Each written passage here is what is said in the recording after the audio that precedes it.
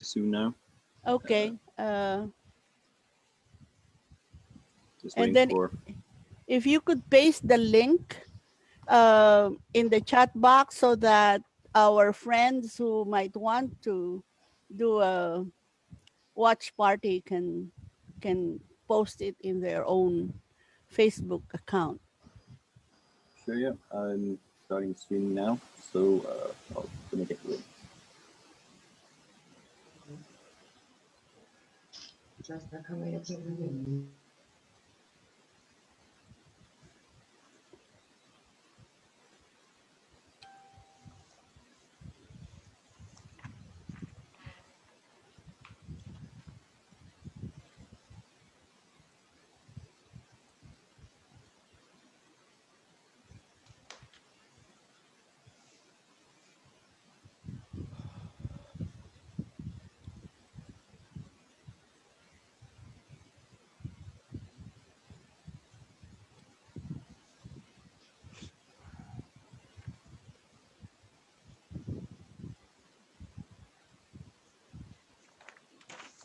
This is still too early for our European friends, no?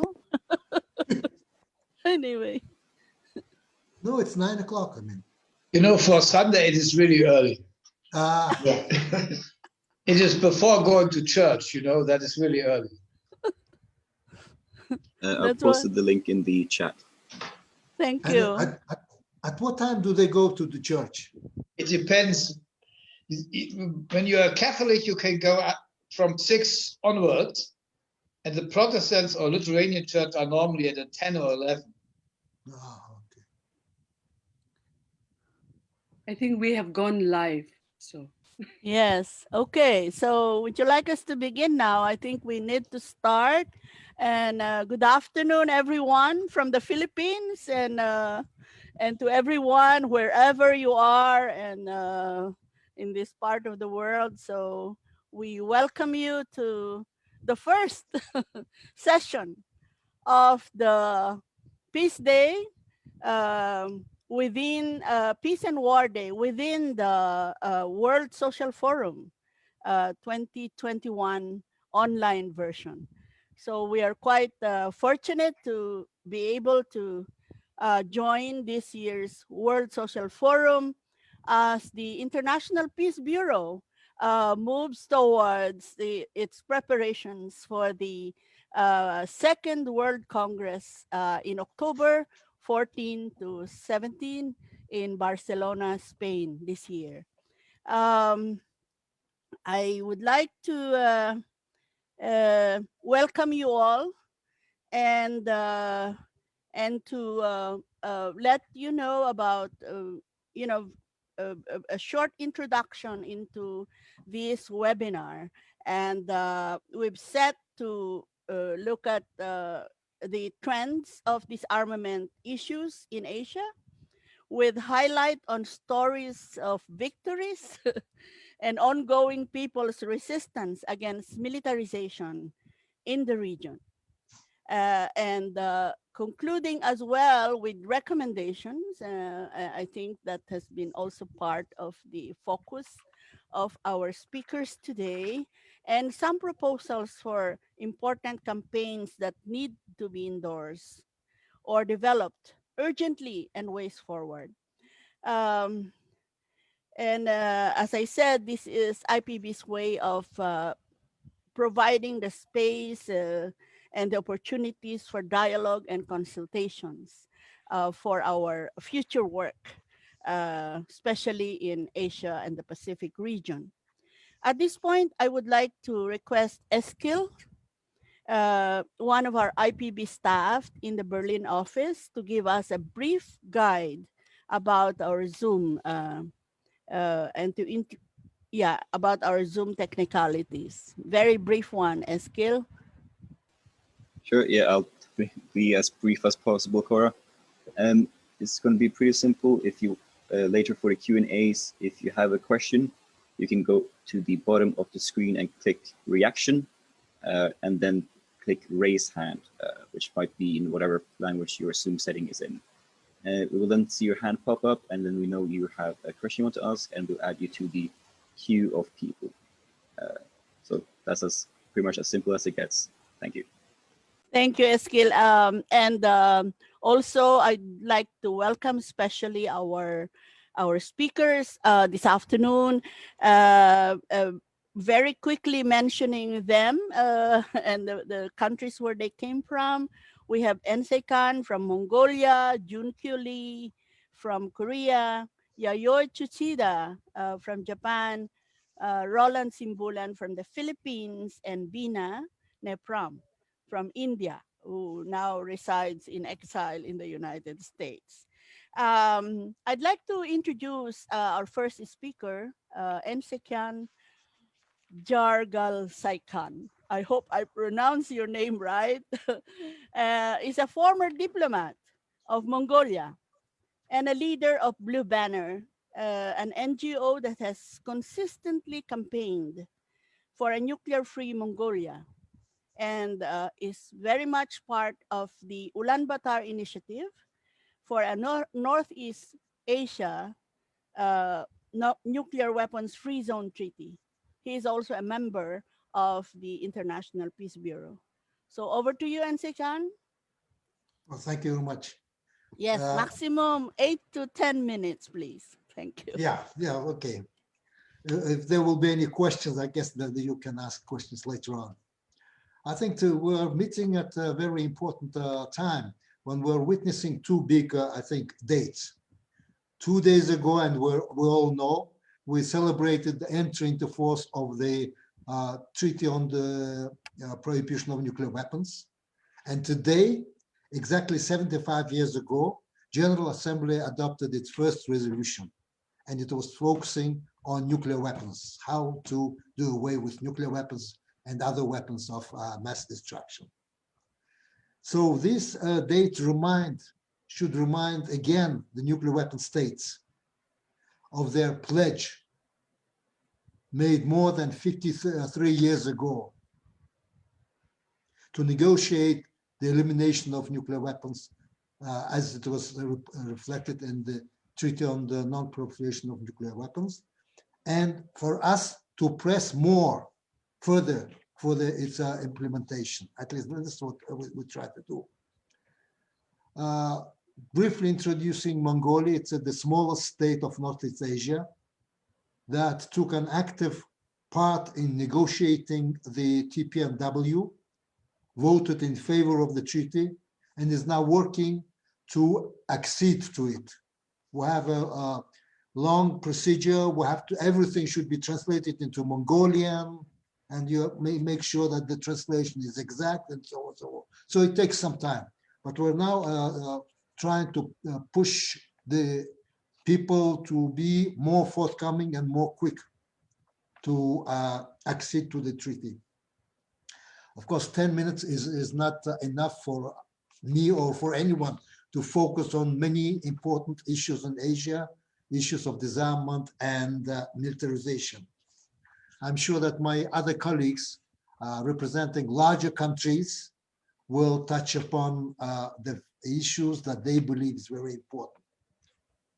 So I would like to briefly focus on the possible role of small states. Mongolia is a small state, and we believe that small states can or do have a role to play in promoting the goals of nuclear disarmament.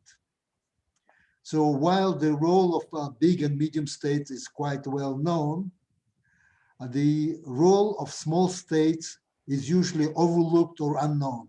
So that's why I thought, I spoke to my colleagues and they said, well, about US and other bigger countries, everybody knows. The mid-level countries that are very active in this area are also quite known. I would like to say that we have a saying in Mongolia that duck is calm when the lake is calm. That explains Mongolia's proactive foreign policy, especially since the end of Cold War. During the Cold War, we were an ally of the Soviet Union, and it was a little bit different.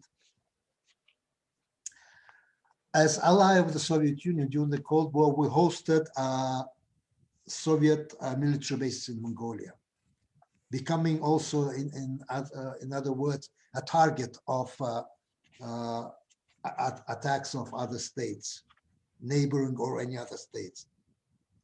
At that time, Mongolia faced two Cold Wars: East-West Cold War on the side with the Soviets, and Sino-Soviet, Chinese-Soviet. It was a Cold War as well. And so we all sided with both of them, and being a Soviet ally and having military bases meant that we were a target of non-Soviet military powers. And at the same time, if you look at the map, you will see that Mongolia has only two neighbors and does not have access to the sea. So it is a very, very difficult situation. And during the Cold War, Mongolia witnessed every fourth nuclear weapon tests in its vicinity. There were 504 nuclear weapon tests at that time. Now they have added the Koreans and so on, but almost every fourth nuclear weapon test was conducted in near Mongolia. Besides that, at the height of Sino-Soviet border dispute in 1969, you might know, Mongolia found itself facing possible Sino-Soviet or even trilateral Sino-Soviet and US military clashes, including with the possible use of nuclear weapons. Possible, of course, I underline. That's why when the Cold War ended, when Cold War ended, Russia and China normalized their relations. And when Russia was withdrawing its troops from bases and troops from Mongolia, one of the first things that we did is that our president went to the General Assembly and declared Mongolia a nuclear weapon-free country, single-state nuclear weapon-free country, and promised to have the P5 security assurances. In doing so, it bore in mind that Soviets, the Russians and the Chinese have agreed not to use the territory or airspace of neighboring third countries against each other. That was a very good signal. So based on that, Mongolia declared itself a nuclear weapon-free zone. And it was at the time when, after the end of Cold War, the process of establishment of nuclear weapons free zones was on the rise in Northeast Asia, on the African continent, and even in Northeast Asia. In 1992, the two Koreas have agreed to make the Korean Peninsula nuclear weapon free. So at that time, we thought that, politically, it's a very good opportunity for us to promote this idea. Overwhelming majority of countries supported the initiative.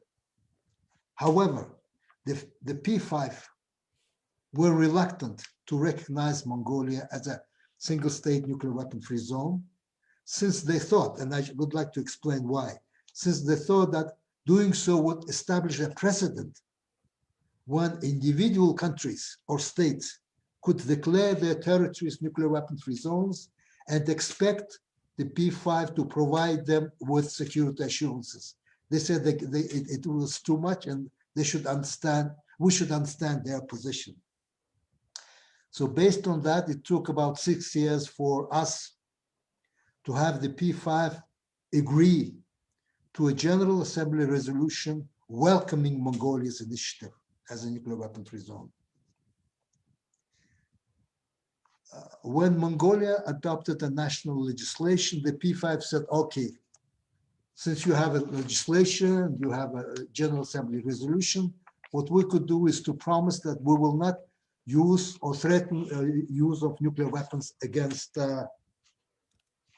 you. People thought that, it was a very good sign, but Mongolian government thought that it was an outdated promise, Cold War area promise, and that we wanted a promise that they will not in the future try to use Mongolia or Mongolian location in their policies. That was what we tried. So it took then after that 12 more years and many more meetings with the P5 to have them in 2012 to agree and sign a joint declaration that they would respect Mongolia's status and would not contribute to any act that would violate it. Now Mongolia is working to promote the concept of single-state nuclear weapon-free zone so as to exclude in the future blind spots and gray areas in the emerging nuclear weapon-free world.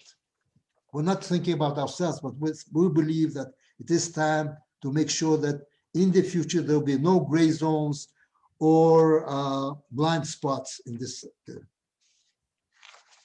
Because looking at geographical location, you can see that some countries cannot be part of nuclear weapon-free zones, or they don't want to be also under a nuclear umbrella of nuclear weapon state.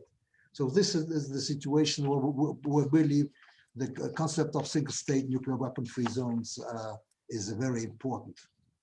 So in short, Mongolia's contribution is that it raises the question that if a small non-nuclear state can contribute to the common cause, to greater confidence and stability, surely other states, including even states parties to military blocs, and especially those that are closer to nuclear weapon states, can make more tangible contributions by working with these nuclear weapon states.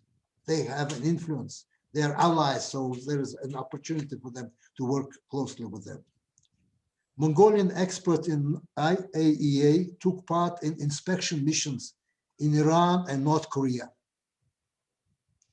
Looking to the future, when the issue of establishing a Northeast Asian nuclear weapon-free zone is considered, as honest broker and with experience, I believe Mongolia contribute its ideas regarding control and verification because of its experience in IAEA, and even to become part of international verification team or regime in Northeast Asia, at least. Still on verification, I would say that Mongolia hosts 4 CTBT stations, 4 very important ones. Seismic station, infrasound station, radionuclide, and noble gas stations, all important tools for verification today and in the future. In conclusion, I would like to say that next year, Mongolia shall be marking the 30th anniversary of its initiative that is still not well known in the world. And Blue Banner would be open to share Mongolia's unique experience, including the challenges it faced. Perhaps in Barcelona, a side event could be organized on this or related issue. Thank you for your attention. Thank you, Enkhsaikhan. Thank you for that sharing of Mongolia's experience and hearing it from a diplomat who has really pursued that concept and are now currently sharing that experience with the other countries, not only in Central Asia, but in many parts of the world. So thank you for that. And now I think let us now move on to the Northeast Asia. And we have a speaker from Korea. He is with the University of North Korean Studies in Seoul. And a firm believer of the power of the people, he said. And I think one of our experts in North Korean concerns in the International Peace Bureau family as board member, I would like to call on JunKyu Lee now to give us his presentation. JunKyu? Yes, thank you, Cora. Yes, my name is JunKyu. Yes, senior researcher, Institute for Unification and Peace Policy, Hansin University in South Korea, and IPB board member. Yeah, looking back on the Korean Peninsula and the international situation surrounding the Korean Peninsula in recent years, we may express literally dramatic, like roller coaster. Well, of course, positively speaking, it's dynamic Korea. In the winter of 2016 and the spring of 2017, a historic event which the Washington Post wrote offered a welcome reminder that people power is still alive to the world. Occurred that the candlelight revolution led to the success of regime change. And then, after experiencing a nuclear crisis represented by Trump's fire and fury and North Korea's the declaration of the completion of nuclear armed forces. A phase of peace took place on the Korean Peninsula in 2018. In 2018, three inter-Korean summits were held, and the first North Korea-US summit was held. It is worth noting that the conjuncture of peace on the Korean Peninsula in 2018 began with the initiative of the two Koreas, and that the axis of the two Koreas was the driving force behind the pace. However, in that conjuncture, one more thing to keep in mind is people's power that achieved the candlelight revolution. Baek Nak-chung, a prominent South Korean humanities scholar and opinion leader, argued that peaceful Korean Peninsula is a task to complete the candlelight revolution. However, after Hanoi No Deal in February 2019, the prospects for establishing lasting peace on the Korean Peninsula have been bleak. North Korea's blowing up the Inter-Korean Liaison Office in the Kaesong Industrial Complex on June 60th last year is a symbolic incident that showed the break of inter-Korean relations.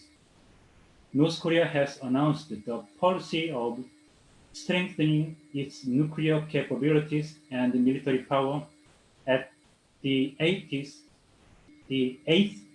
Party Congress of the ruling Workers' Party earlier this month, and at the same time sent a message to the US by declaring its policy of strong for strong, good for good. We already know the answer to move Korean peace process forward again, which is included in the Panmunjom Declaration, the joint statement of Singapore Summit, and Pyongyang Joint Declaration in 2018. The problem is whether the Biden administration will respect the Kim Jong-un Trump's agreements and whether the US new administration will accept a paced approach that could not be agreed upon even under the Trump administration. Please close the slide. I think the close. Please close the slide.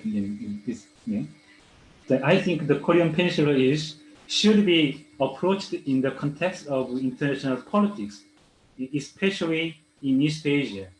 That does not contradict the normative statement that the two Koreas should lead peace on the Korean Peninsula. In East Asia, especially Northeast Asia, the strokes of nuclear confrontation and arms race are worsening. According to CIPRI's yearbooks, the United States, Russia, China, Japan, and South Korea, excluding Mongolia and Taiwan, have been ranked in the top 10 in the military expenditure rankings, and their military spending continues to increase. The reality of regional international politics is that 3 of the 5 nuclear weapon states, the United States, China, and Russia, are major actors in this region. South Korea and Japan are provided nuclear umbrella by the US in the name of the alliance, under the pretext of South Korea deterring North Korea, and Japan deterring China and North Korea.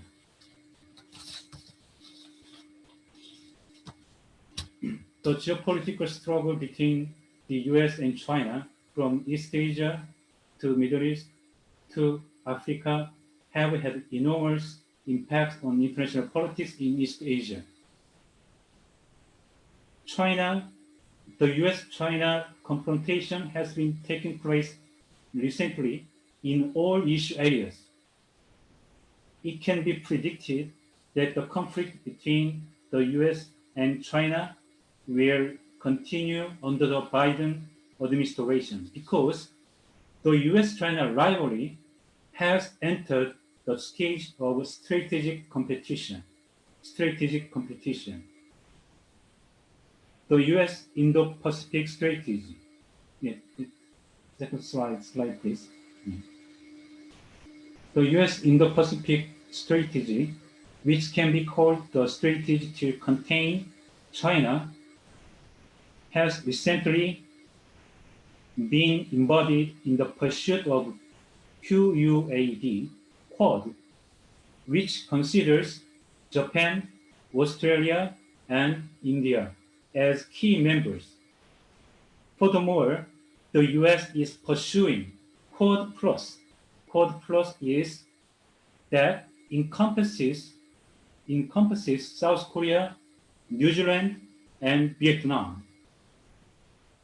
That means that the United States is seeking to reorganize its bilateral alliances network with countries in this region, described as hub and spokes, into the Asia-Pacific NATO. The re-emergence of major powers politics represented by the US-China competition is a factor in accelerating regional security instability and arms race in East Asia, intertwining post-colonial challenges. For example, unresolved historical issue and the Senkaku Dawi issue is closely related to the history of colonialism and imperialism, and post-Cold War challenges. Overcoming the Cold War legacies means overcoming the Cold War legacies. For example, the division of the Korean Peninsula, China-Taiwan issue. The Korean Peninsula issue is the multi-layered composite of imperialism and colonialism, division and war, and the Cold War. After the Cold War, the Korean Peninsula issue has become a catalyst of arms race in this region. That is why the peace process on the Korean Peninsula can lead to the disintegration of the Cold War structure in East Asia, and will have to proliferate toward international order of cooperation, peace, and coexistence in East Asia. On the other hand, I would like to emphasize that the two Koreas agreed not only on denuclearization, but also on arms control and paced disarmament in the Panmunjom Declaration and the Pyongyang Joint Declaration. Two Koreas have agreed on peace building through denuclearization and demilitarization. It could serve as a foundation for the Korean Peninsula to spread peace by denuclearization and demilitarization toward East Asia, which is under the struggle between major powers and arms race spiral. Under the corona pandemic, South Korea is said to have successfully dealt with the pandemic. Some people praise the government's policies and capabilities, while others note civic awareness, civic participation. I, I pay attention to the people's energy who have achieved the candlelight revolution and the South Korean history of the of the democratization from below.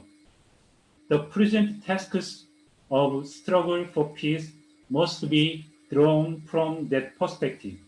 Right now, civic activism for peace is required.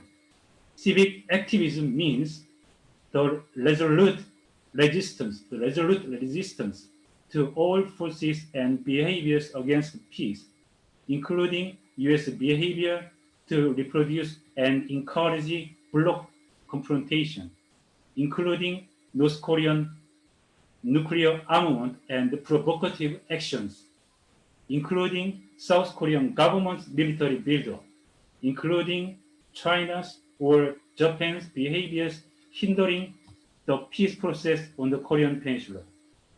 Furthermore, we must reach and spread consensus on the civic initiative, calling for a regional multilateral security cooperation framework based on common security. Finally, I propose actively bringing forward the Northeast Asian nuclear weapon-free zone initiative as a regional agenda. Thank you for your attention. Thank you, JunKyu, for emphasizing the task of the peace movement. From the viewpoint, of course, I've always done that, no? From the viewpoint of the peace movements and the people's movements, especially. Now I invite you as we move on to the more east part of the world, and I'd like to call on a longtime friend and a colleague in the Asia Europe People's Forum, Yayoi Tsuchida, who is currently the Assistant Secretary General of the Japan Council Against Atomic and Hydrogen Bombs, and also a colleague in many of the projects that we've been trying to pursue over the past few years. Over to you, Yayoi.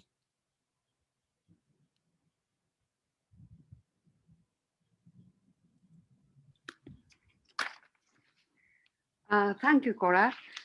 Thank you very much for giving me this opportunity to speak in this webinar.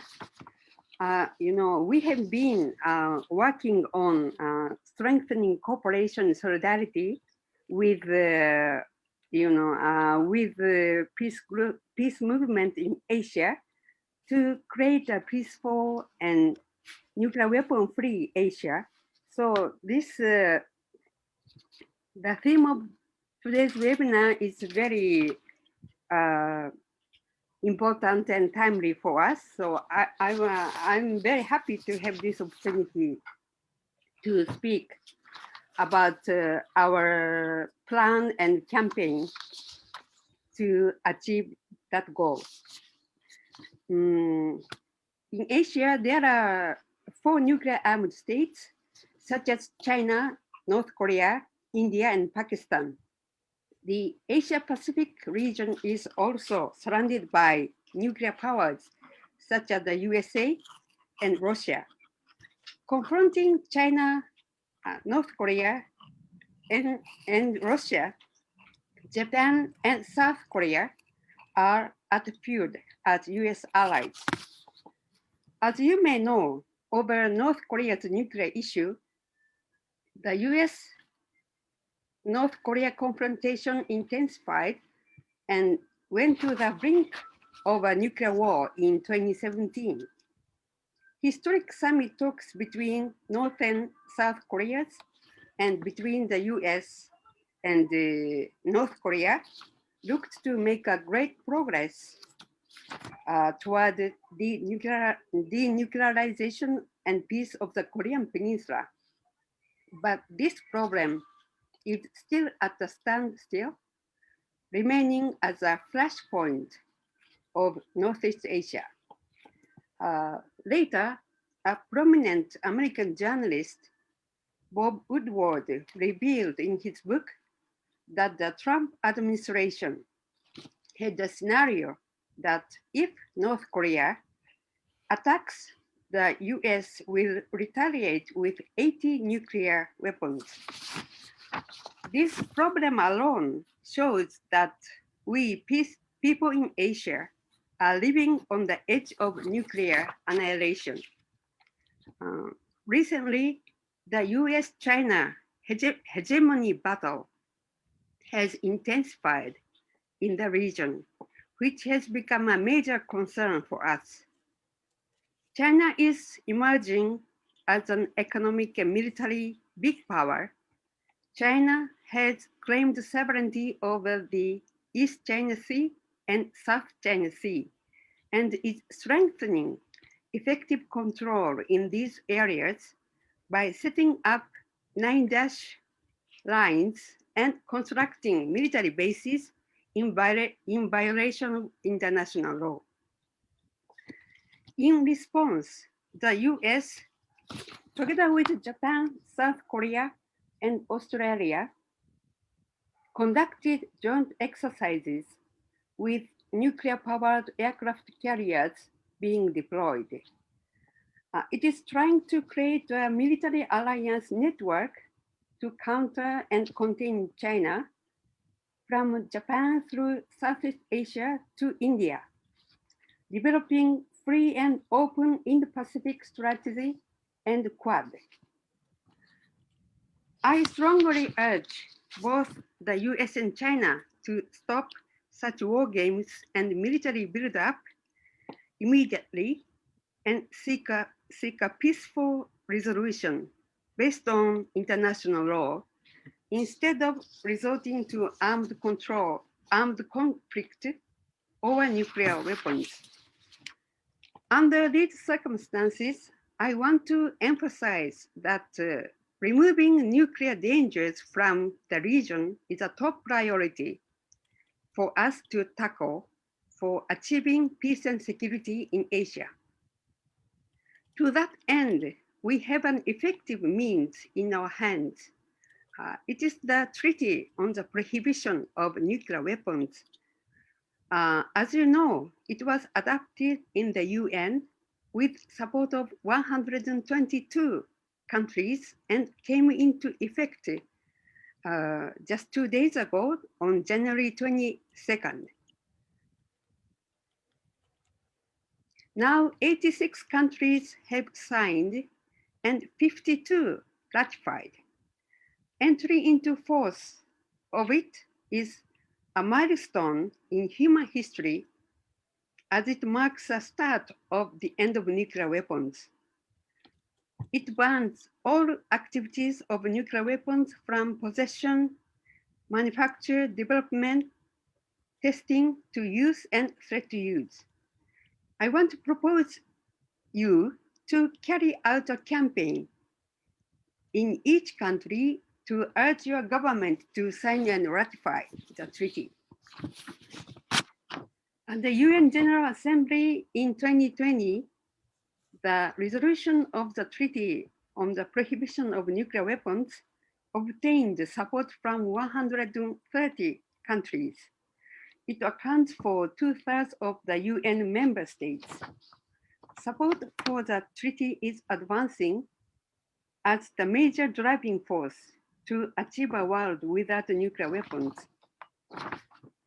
On the other hand, those oppose the treaty number 42, including nuclear powers, NATO member states, and other US allies, such as Japan, South Korea, and Australia. Looking at Asia, Japan and South Korea are the only non-nuclear states that oppose it. They say that they will not be legally bound unless they accede to the treaty. That is why we need to force these countries to sign and ratify the treaty and change their nuclear and security policies. In a new phase after the treaty came into effect, this should be a focus of the struggle, and it is particularly important in nuclear weapon states and nuclear umbrella states, as they are essential for achieving the abolition of nuclear weapons. I also want to stress that the treaty provides a common alternative to settling the issues of peace and security in Asia, making entry into force of the treaty a start. The world will march towards achieving peace and security of a world without nuclear weapons. In October 2020, during the UN Disarmament Week, we, the Japanese movement, launched a campaign with a wide range of 137 prominent people to urge the government of Japan to sign and ratify the TPNW. Despite Japan being an able country, Prime Minister Suga declared that he would not support or sign or ratify the treaty. Behind this attitude, there is Japan's deep dependence on the US nuclear umbrella. At the Japan-US Extended Deterrence Dialogue, Japan has even asked for a guarantee that the US would use nuclear weapons. Japan puts a prime importance to its military alliance with the United States. It is playing an aggressive role as a US outpost against China in this region. After Biden took office, it was confirmed that Article 5 of the Japan-US Security Treaty is applied to Sengaku Islands. Japan is forging ahead on its own path to a war-fighting country through the construction of Okinawa Henoko Base, the revision of the Constitution, enemy base attack theory, bulk buying and deployment of US weapons, and highest military spending in history. The Henoko base in Okinawa, which is forced to be under construction, is an outpost against China and is a base assumed for the deployment of US nuclear weapons. Before the return of Okinawa, it was the frontline base of the East-West Cold War, and 1,300 nuclear weapons were stored. So during the Cuban Missile Crisis, a nuclear attack order was mistakenly issued from Okinawa's base. I am convinced that if the Japanese government joins the treaty, Japan's security policy will change significantly, and that shift will have a major impact on Asia's nuclear dangers, peace, and disarmament. In Asia, there is a strong current seeking nuclear-free and peace, which is evidenced by the existence of Southeast Asia nuclear weapon-free zone, non-nuclear country, Mongolia, and strong support of the treaty, including ratification of the treaty by some countries such as Thailand, Vietnam, Malaysia, Cambodia, and others. So I believe that the TPNW will serve as an impetus for promotion of disarmament, peace, and security in Asia. So I will finish my presentation, again calling on you to promote the TPNW campaign in your countries. Thank you very much. Thank you, Yayoi, for the broad range of update from Japan, and also explaining the implications of this different Japanese policies particularly to the region. And I'd like to congratulate, our Japanese friends who are here for the achievement. We know the decades of hard work so that we will realize the TPNW. Uh, and from the Philippines, we're hoping that the Philippine Senate will eventually ratify it. We were told that they will start looking at it, after 2 years being in the dustbin, to start looking at the TPNW and hopefully address its ratification in the near future. I'd like us to move more eastward to Southeast Asia at this point. And I'd like to call on one of our engaged scholars in the Philippines, an author of many books on security, Philippine relations, Philippine foreign relations, military bases, and nuclear weapons. A longtime colleague in the movement for a nuclear-free, bases-free Philippines. I'd like to call on Roland Simbulan, who will basically, I think he would like to focus on Southeast Asia nuclear weapons free zone treaty and its significance today. So over to you, Roland. Uh, Thank you for inviting me to this IPB panel in the World Social Forum. Let me focus my discussion to Southeast Asia. All the 10 members states of Southeast Asia, or the ASEAN, Association of Southeast Asian Nations, signed the Southeast Asian Nuclear Weapons Free Zone Treaty on December 15, 1995 in Bangkok. The Bangkok Treaty, as it became known, entered into force on March 28, 1997. The Nuclear Weapons Free Zone Treaty of Southeast Asia is considered as a model for regional denuclearization. The treaty covers not just state territory, but also exclusive economic zones as well as continental shelves. The protocols to this Southeast Asian Nuclear Weapons Free Zone Treaty include, first, transit rights and port airfield visits incorporated in compliance mediation. Second, sovereignty of states over exclusive economic zones and their continental shelves. And third, what are referred to as negative security arrangements by nuclear weapon states treaty protocols. Now, these issues pertain to the exclusion of the military forces of nuclear weapon states in regard to nuclear weapons and nuclear propulsion in the territories and waters defined by the Bangkok Treaty.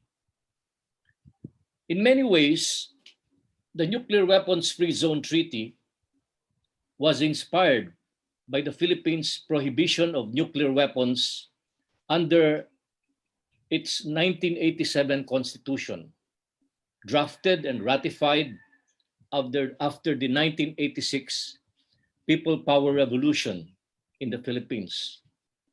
At that time, the only other country with a nuclear weapons-free provision in its national constitution was Palau. It was not a coincidence that on December 12, 1987, during an ASEAN meeting held in Manila, that the ASEAN Declaration to establish the Southeast Asian Nuclear Free Zone Treaty was first made. The first Southeast Asian Nuclear Weapons Free Zone Treaty Review Conference also took place in Manila in June of 2007. The 1987 constitutional ban on nuclear weapons in the Philippines had consequences for the sprawling US military bases in the Philippines, the largest naval and air force bases overseas of the United States in the world at that time. On September 16, 1991, in compliance with its nuclear weapons-free constitution, the Philippine Senate closed down the US military bases in the Philippines, then considered the largest overseas naval and air force bases in the world.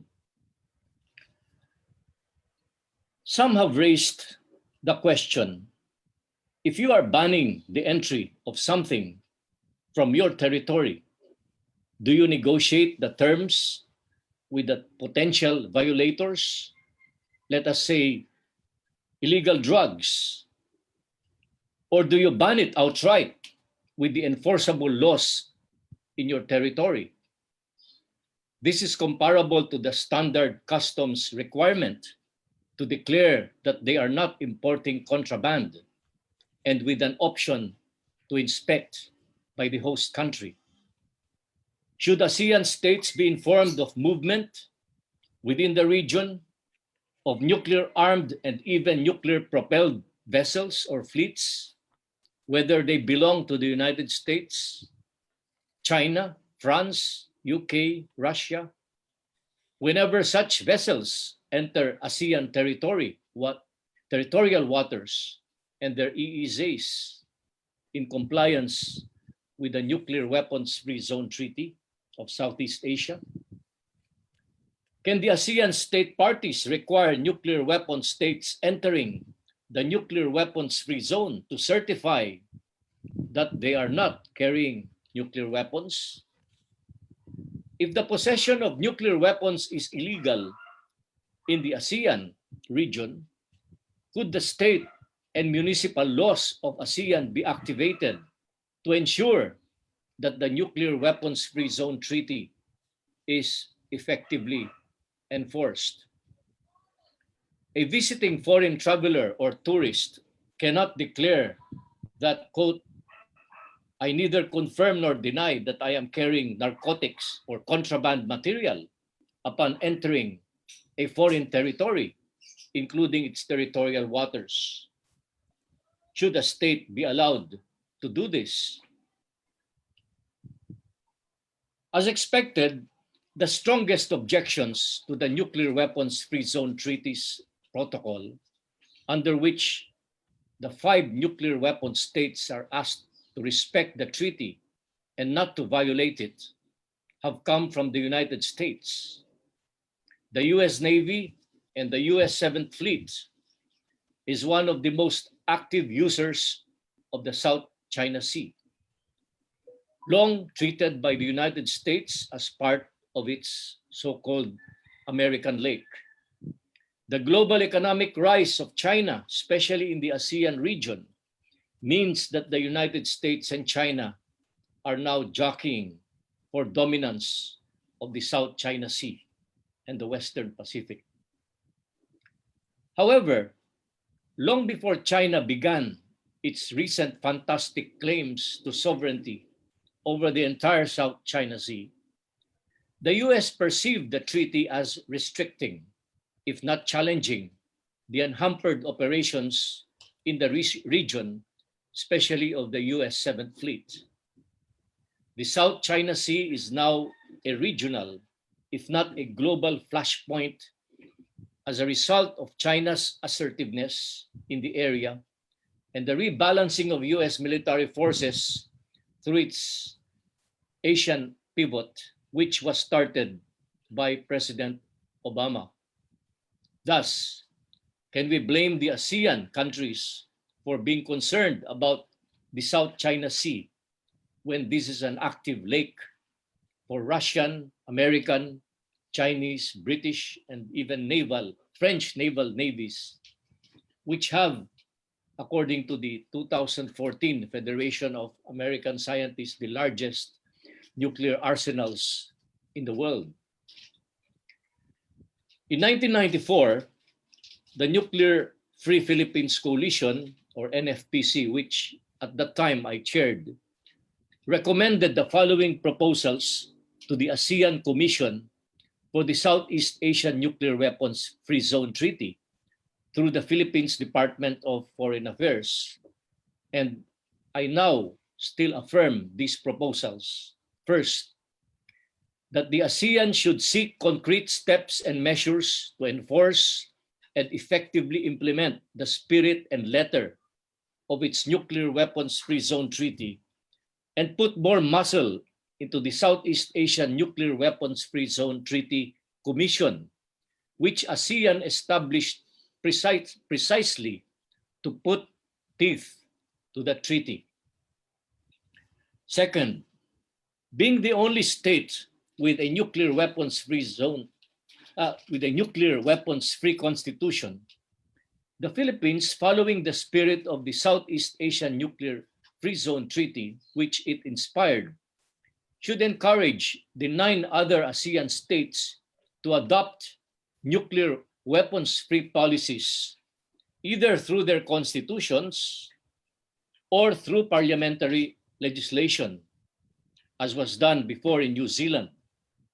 Why should a state enforcer be burdened with transit rights and port airfield visits, with sovereignty issues and zones of applications, when the Nuclear Weapons States Treaty, these as natural rights in their respective territories, but do not apply to others?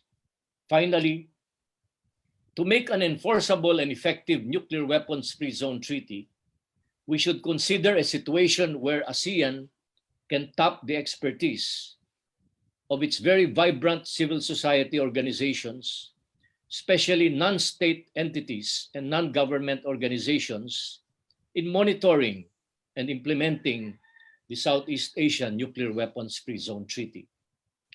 Only then will ASEAN's Nuclear Weapons Free Zone Treaty make an impact on efforts to attain genuine regional peace and security, secure environmental security in the region, and contribute to global nuclear disarmament. The Philippines, as mentioned earlier, is the only ASEAN member country that has adopted a nuclear weapons-free policy in its national constitution. The weak link for the Philippines, however, is its Visiting Forces Agreement and the Enhanced Defense Cooperation Agreement, which were concluded in the early part of the 21st century. However, it is no small feat that its policy has now become not just officially a regional aspiration, but a reality as expressed in a formal treaty signed 25 years ago by the 10-member ASEAN. It is now imperative that ASEAN member states enforce the spirit and letter of the Southeast Asian Nuclear Weapons Free Zone Treaty. This means putting more collective muscle through the Commission on the Nuclear Weapons Free Zone Treaty, a mechanism that ASEAN itself established in 2014 in Manila. Currently, this commission does not even have a secretariat of its own. Perhaps the people's peace movements in the region can help strengthen the treaty's enforcement by lobbying with their governments. This collective endeavor will go a long way in easing the current tensions in the South China Sea, a sea that embraces almost the entirety of Southeast Asia.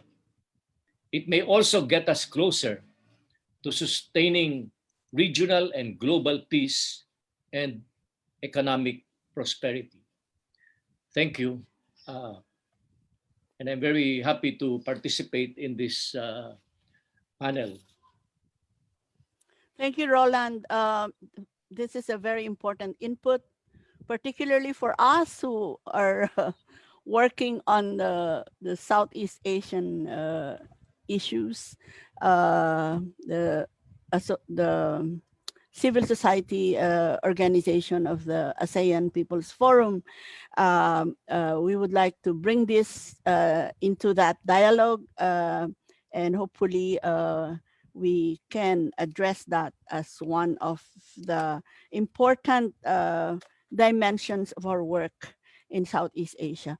I would like us now to move to the South Asia. Our last speaker is from there, and a colleague in the IPB family as a board member. And Bina is a leader and founder, in fact, of the Manipur Women Gun Survivors. And over to you, Bina. Thank you, Cora, and distinguished panelists. What a pleasure to be here. And thank you, IPB, for setting up this amazing Peace Day. And also, too, congratulations to the World Social Forum on the 20th anniversary. What a pleasure to be here. I have never believed in numbers, but the determination of a few can change things. And I'm so, so happy to be amongst listening to colleagues from different parts of Asia and their stories of struggle for disarmament and the successes they have and the continuing journey. My name is Bina Nepram, and I come from the state of Manipur in northeast of India. I'm an indigenous scholar and human rights defender who have lived, breathed disarmament all my life. The reason is because I was born in Manipur, which has been under martial law since the year 1958. For many of you who have known India, the land of Gandhi, the land which gave yoga, which the whole world is practicing. But this country, which is the world's largest democracy, is now the third largest military spender in the world. We have the second largest standing army. Mahatma Gandhi must be turning in his grave. And the men and the people who killed Gandhi, they are ruling India right now. So we are at a very, very critical time in the juncture of the Indian subcontinent, which also impact the security of South Asia. Because as my colleague said, in South Asia, we have two nuclear power states, India with 130 to 140 nuclear warheads, and Pakistan. India and Pakistan are like brothers and sisters, but colonization ripped this subcontinent apart, and the nuclear flashpoint in this region could sort of impact the whole world. And this is the insecurity we all live. But today's talk is a more positive one. It's about saying what are the people's voices for disarmament in this part of the world. And that's what I'm going to stress it, because as I mentioned, for the last 15 years of my life, and together with our colleagues in Manipur and in New Delhi and around India, we have really tried for 15 years to make disarmament meaningful to the lives of people. So my presentation will base a little bit on what's happening in India and South Asia, but the major chunk of my presentation will be on what we have done, practical steps of what we have done to make disarmament meaningful to the lives of every ordinary citizen, and not just left in UN councils and halls. So first of all, again, as I mentioned, that this particular, in terms of why we started the work and why we did this. As I said, many of our disarmament work are informed, for me personally, by the place that I come from, where I have seen more than 300,000 troops operating in my region in northeast of India. For every 20 indigenous Manipuri, there's one military personnel. This is a level of militarization that I was born and grew up with. So for us, we have our work for disarmament is to try to find answers to why there is so much of war, why there's so much of conflict, and where there's so much of weapons. So when we started our work, because when I was a child, we were always told, don't ask questions, you'll be shot dead. It was the element of fear. Don't ask questions to the Indian nation state. Don't ask questions to men who wield guns. They will kill you. This is the kind where many of us grew up in many indigenous parts of northeast of India. So the beauty of life is when you are scared of anything, you start researching. You start digging into it. You start, taking literally the bull by its horns, and that's what we did. We mapped all kinds of weapons which are flooding northeast of India. We found 58 type of weapons from 13 countries flooding northeast of India. And these, arms trafficking was linked with drug trafficking and women trafficking. So we had in our part of the world, not just militarization, but we also saw the criminalization of our politics and the really impact on security and on our environment. So we have seen how militarization rips a nation apart, rips a community apart. So that's what I would like to start. The other thing I would like to share is this. Two things. Number one, many of our colleagues talk mostly on disarmament. And yes, at the United Nations, disarmament mostly means nuclear disarmament. But my presentation will also touch on the fact of the other disarmament, which Boutros Ghali, a former UN Secretary General, call it micro disarmament. And this is relating to disarmament of small arms and light weapons, which have kills 800,000 people a year. And let me also put one data in front of all of you. If weapons, if positions or posturing of war could make people and nations secure, then America should be the most secure nation in the world. It spends the highest number, 38% of the world's military spending is done by the Americans, by the government of America. And India, which is the world's third largest military spender, the country where I hold a passport, is the third military largest spender in the world. So we have America, China, and India. India has, can you imagine, 800 million poor. And let's take back to right now where we are. 96 million people have been affected by COVID-19. 2 million have died, one of the highest numbers since World War II. And the two most affected countries in the world due to COVID, we all know it's America. And the second one is India, where I come from. So how, and we did not have enough to provide masks. We didn't even have the transportation to take care of so many migrants who walked home from India's metropolitan cities for months because there was no train, no transportation. They were kicked out from their jobs in metropolitan cities, and our government could not even provide transportation. And more than 30 migrants died as they walked home in the world's largest democracy. And these two nations, together with many others, are at the forefront of increasing military expenditure. This is a dichotomy. As a woman, and as indigenous women from this part of the world, what also shocked me when we looked at data is this. We are the third largest military spender in the world, I'm talking about India, and in gender index, we are 112 in number. Look at how skewed it is. I pay tax, many people pay tax in India, women in India pay tax, but then a woman in India cannot walk in the streets of New Delhi at night after 9 o'clock because no woman is out in the public because they are scared that they will be assaulted.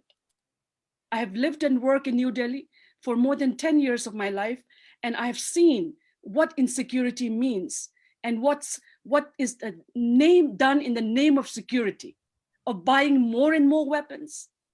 India is the second largest importer of military weapons in the world after Saudi Arabia. Second largest importer of the weapons in the world after Saudi Arabia. 2 years back, it was the largest importer of weapons in the world. And right now, under Prime Minister Modi's regime, they've increased India's defense budget by almost 7% last year. As COVID and all of this were happening, India's military expenditure was rising during this time. But budget was cut in many other, agriculture farmers are currently protesting for months in the national capital in the bitter cold winter in the pollution of Delhi, they are protesting. So this is the level of upheaval that we are seeing. And as I mentioned, what is very interesting is, again, in terms of disarmament, disarmament, development were the pillars of India's foreign policy when India got independence around the 40s, 50s. It was the strength of India. India, led the non-aligned movement now, India was known for its neutrality. India was known as the land of Gandhi. Martin Luther King came and visited India because he wanted to touch the soil of a nation which gave birth to an amazing human like Mahatma Gandhi. But what has happened is it has changed. India's foreign policy principles with peace and disarmament and development. But now, the India that you see, you cannot recognize it as it becomes more and more militarized. So that's number one. Number two is, because I do a lot of research and writing on disarmament, India has not signed a single disarmament treaty since 1993. The last disarmament treaty India signed was the Chemical Weapons Convention. And the application of the Chemical Weapon Convention is in the Agricultural Ministry of India, not even in Foreign Ministry. So I was really shocked when I realized that was happening. In short, on one hand, it talks about as a country which, espouses, for example, India lobbied at the United Nations to make 2nd October International Day of Peace and Non-Violence to honor Gandhi's birthday. India lobbied, but it was doing everything else just the opposite, because we grew up there, we know what's happening.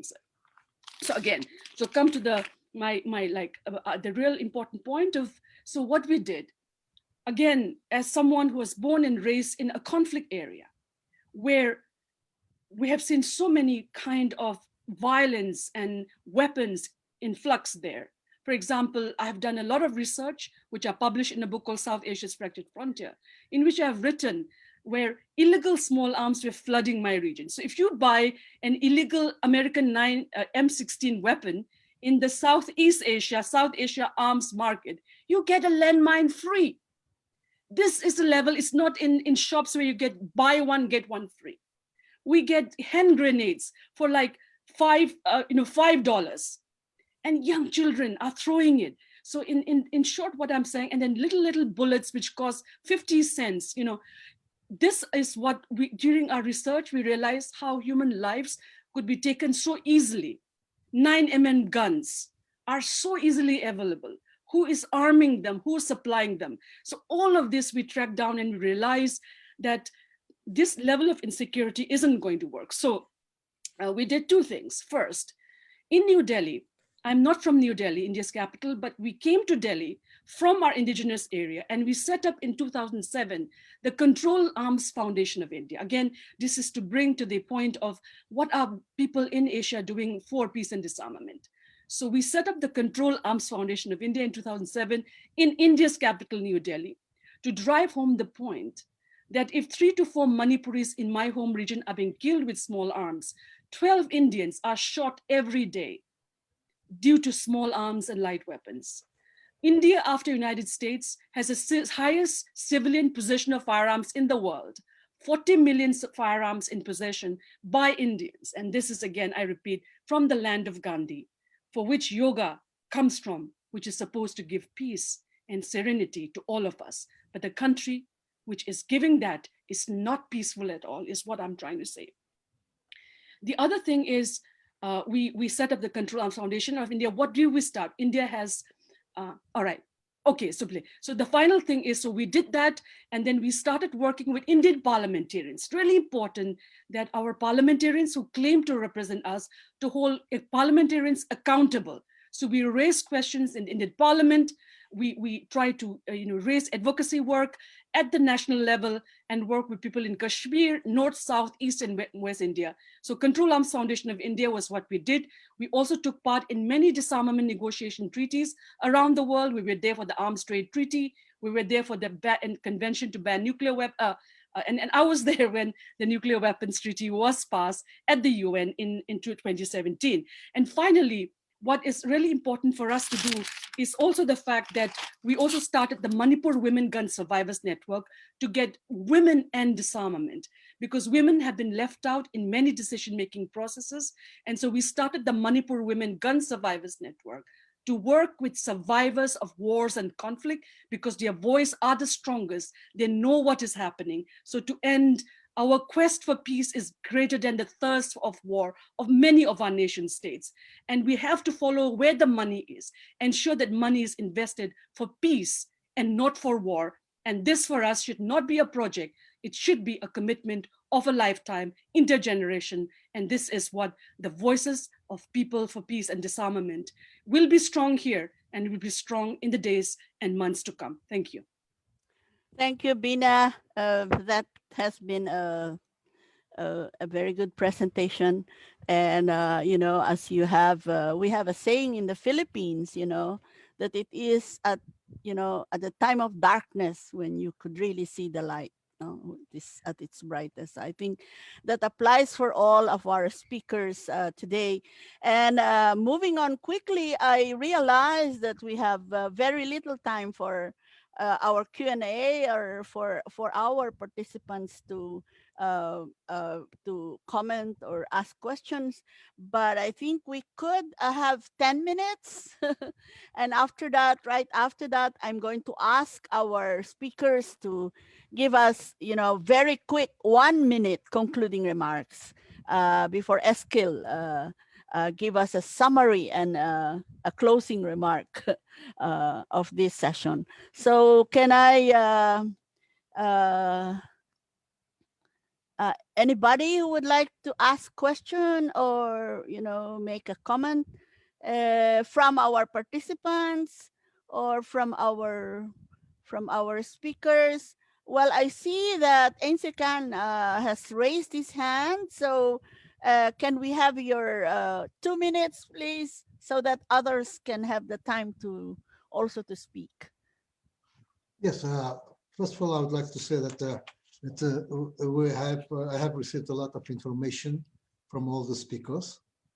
As I was told, you know, that my area of interest is, since we're situated between two nuclear powers, is nuclear weapons, and nuclear weapon free zone issue is very important. So I listened with great interest Roland Simbulan's presentation.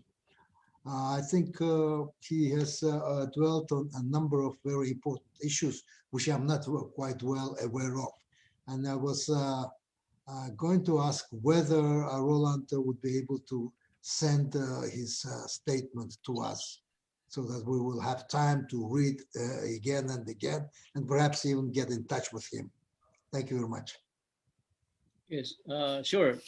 Just send me your email through Cora, perhaps. I can send you a copy for everyone. Yes, because there is the question of protocol. Yes. And the problems and the nuances of, let's say, of the US, China, and so it's very, very important issue for me. Thank you very much. So thank you.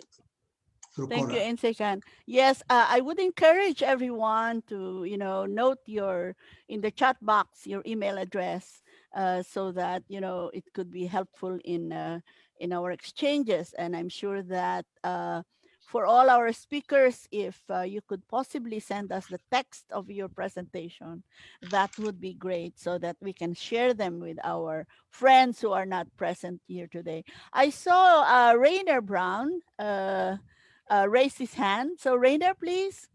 Oh, thank you, Cora, and thank you all for these really highly interesting presentations. I think it was really a brilliant overview about some situations of the whole continent.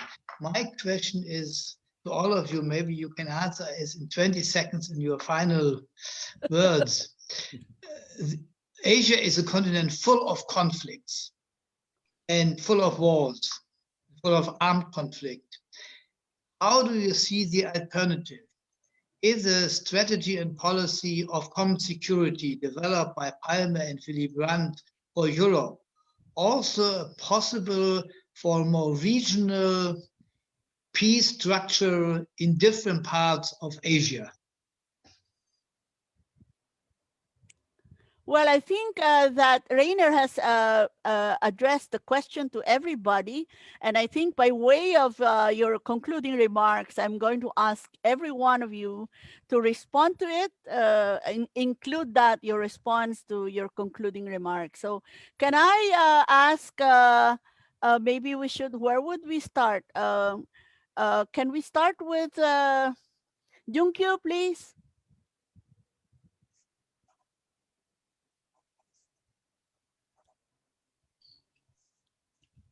Is concluding? Yeah, concluding remarks. Yeah, you you you say you're concluding your remarks. Yes. Yes. Today's my presentation is maybe it's negative or is better situation in East Asia. Yeah. So, but I think yeah, we have a positive aspects or optimistic aspects. For example, thanks to the ICT revolution and ironically, it's market integration. We Asian can share many different culture, many different is a popular song or popular music is and we can our region our regions if human exchanges has has increased it's dramatically since especially since 2000.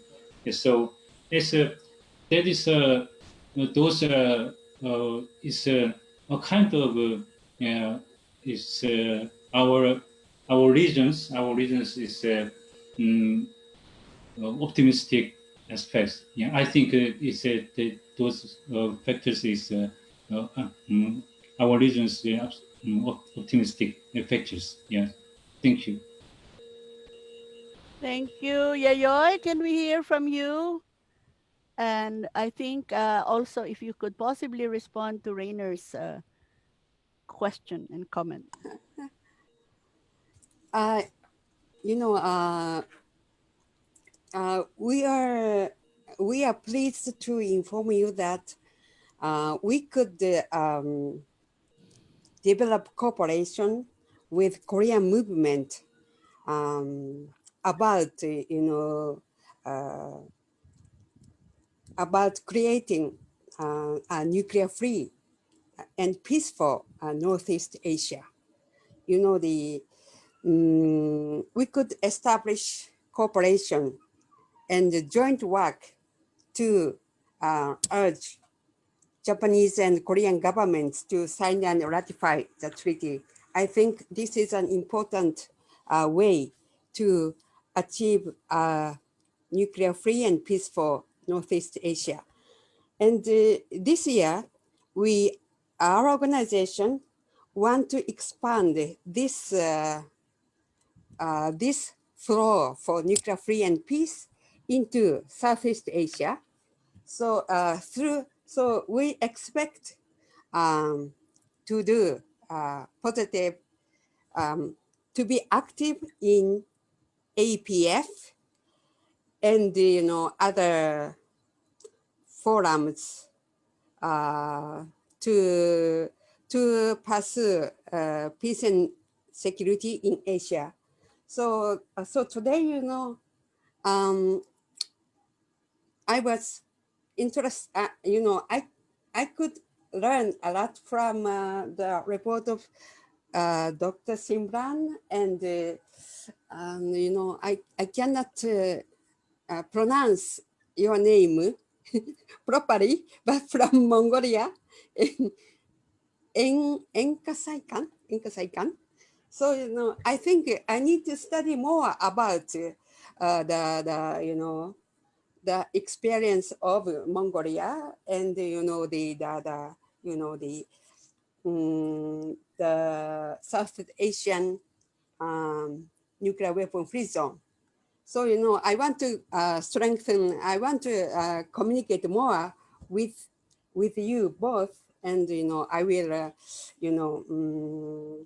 I will make a further plan to strengthen cooperation with you, and regarding the common security, I'm sure that TPNW can be common security in promoting peace of Asia and the world. That's all. Okay, Enkhsaikhan, can we hear from you? Well, thank you very much. In brief, what I think the theme of my presentation was that most of the member states are small countries, and their allocation and their role is very, very important. It is usually unnoticed or disregarded. But if you look at the history, small states used to play and still play a very important role, especially in European example is very a big one in this sense. That's why I was proposing that perhaps in Barcelona we can have a side event on the role of small states or nuclear NGOs in promoting the common cause in that sense. So I believe it is very important. We will have a very good example of New Zealand, for example, going to International Court of Justice and getting the decision on illegality of use or threat of use of nuclear weapons. It's just one small example. There are many examples, even on the question of law of the sea. Who was the country that initiated this? The third conference of law of the sea. It was a small country. So we can I think focus on such things as well, because it will give, I think it will inspire and give let's say voice to smaller countries in that sense, because they are the most vulnerable countries in that sense. For example, no one would agree that the ultimate peace is found only in the ultimate terror, the mad theory. It's maybe the big powers discuss these issues, but for us it is something mad, really. So with respect to the common security issue, I believe that it is very important to continue the common security concept that was discussed very widely in 1982 was a very important chapter, but nevertheless, it focused more on Europe and Euro-Atlantic issues. The world has grown, diversified, so the focus should be also on Asia, Africa, and small island states, and so on and so forth. It's very important, because now we're facing not only technical security, but we're focusing the COVID issue, the climate change, and so on and so forth. All these issues should also be reflected in the concept of common security. It's not only weapons. Thank you. Thank you, Enkhsaikhan. I'd like to call on Roland now before Bina. So, Roland, can we hear from you? Yes. Just to emphasize this important point, I think, because a lot of the discussions about denuclearization, disarmament has been state-centric, But I believe that as we have proven during the Cold War era, when the two biggest nuclear powers, the United States and the former Soviet Union, were almost on the verge of triggering a nuclear war and nuclear holocaust. It was the people's movements, civil society movements in many countries of the world that actually prevented any nuclear war, any nuclear weapon from being used during the Cold War era. Now, it has been observed, and this is also my observation, that in Asia, or specifically Southeast Asia, most of our countries here, when they talk about security or security issues, they feel that they need the United States. And on the other hand, when they talk about their needs for their economy, they're now turning to China. No? So which one is which? But I believe that if only we could go outside the state-centric view of disarmament and try to strengthen our other initiatives in cementing our ties with other nations, especially their peoples, no, in the field of culture, of course, including economy, etc. No, I think if most nations of the world, including their states, are going to feel that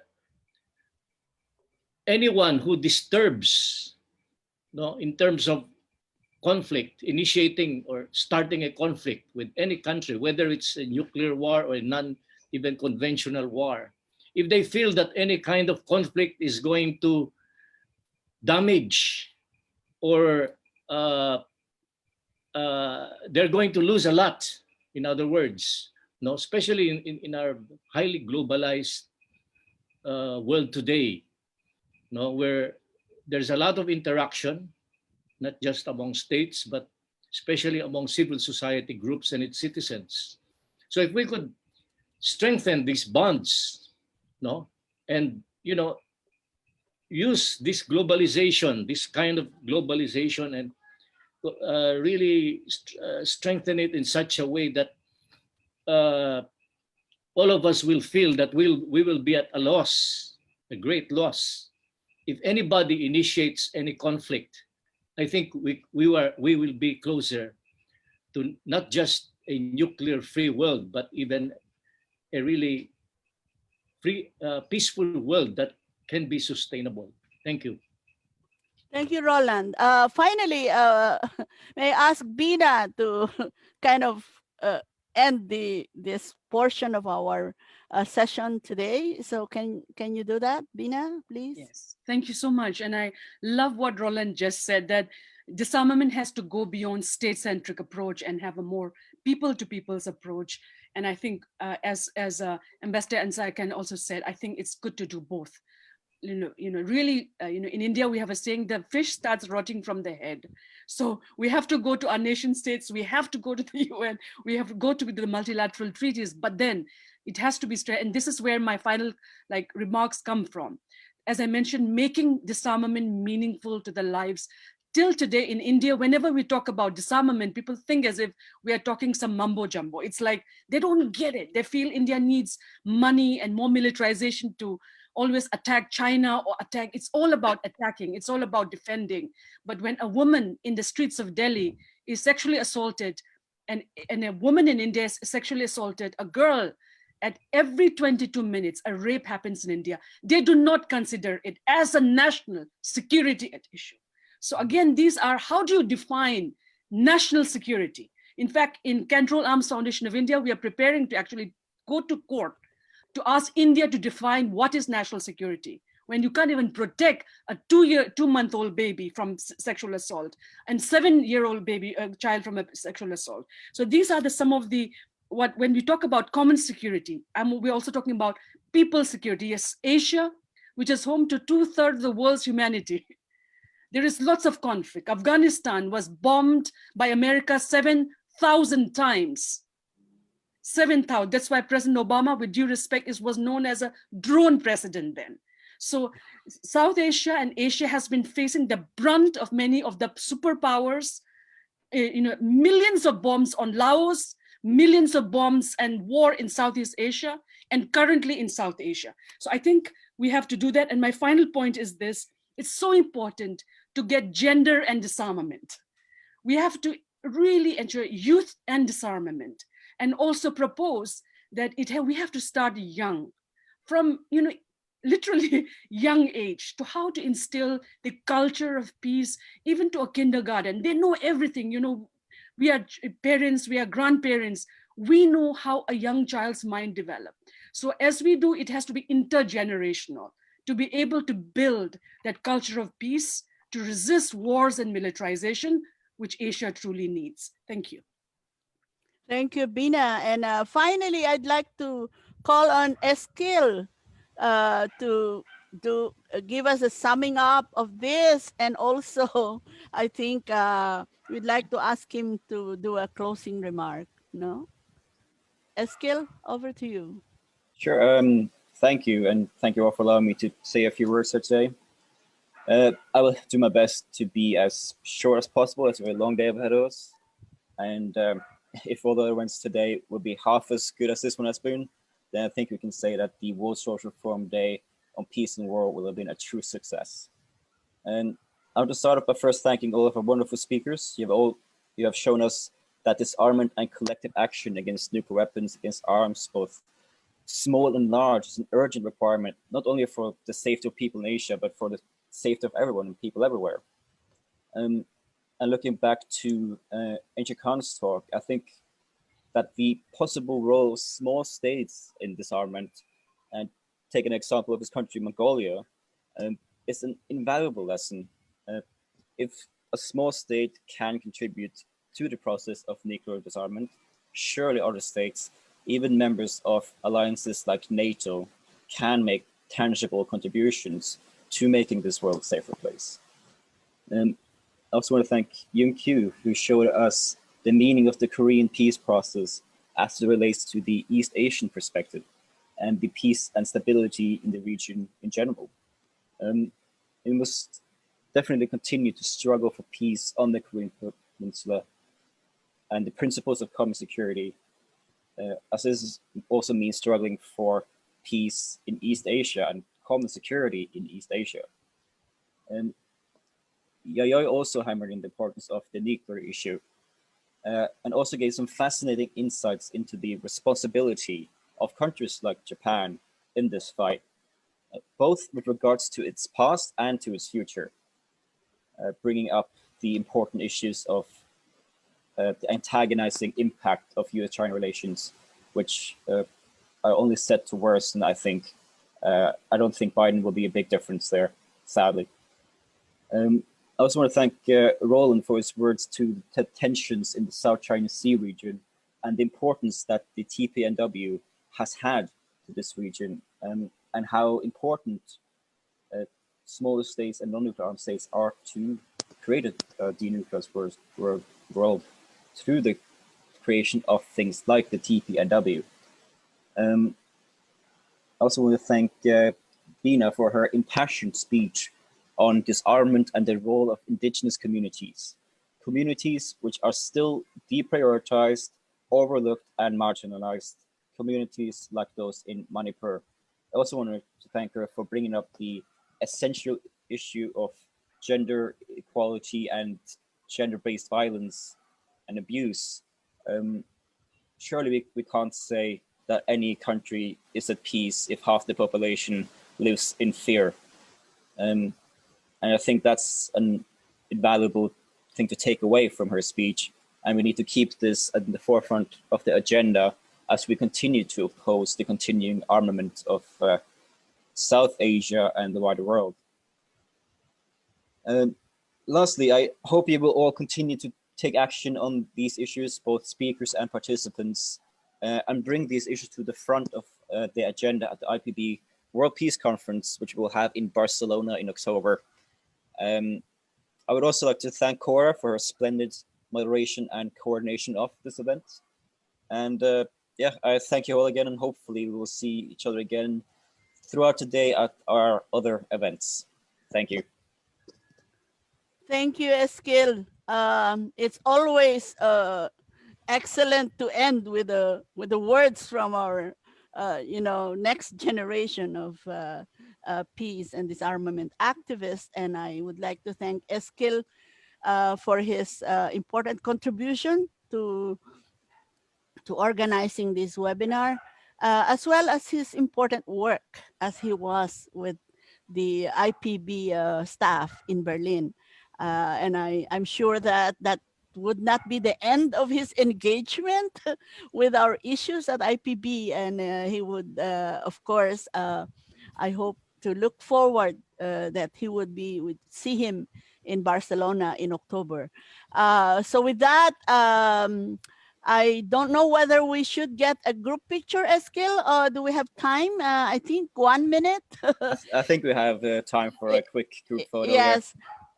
Can we switch on our video so that everyone would be able to show their beautiful smiles? We're one frame here. So Eskil, let us know if you're ready to take the photo. Yes, I'll give everyone who wants to turn on the camera do that. Okay. Hi, Tove. Okay. In that case, 3, 2, 1. Okay, let me just make sure that that's good. Okay, that's excellent. Thank you all very much. Thank you, everyone. Oh my God, Rainer was absent. we Put need his again. face. Okay, could you take one more? Yep. I think we have time. Okay. Okay. 3, 2, 1. Okay, let me check that was fine. Yep, that's perfect. Thank you. So thank you very much, friends. And it has been a pleasant afternoon for us here. Blessed morning for us. And since this room is going to be occupied and I have to prepare for the next session, we're very busy these days. And please join us deep into the night.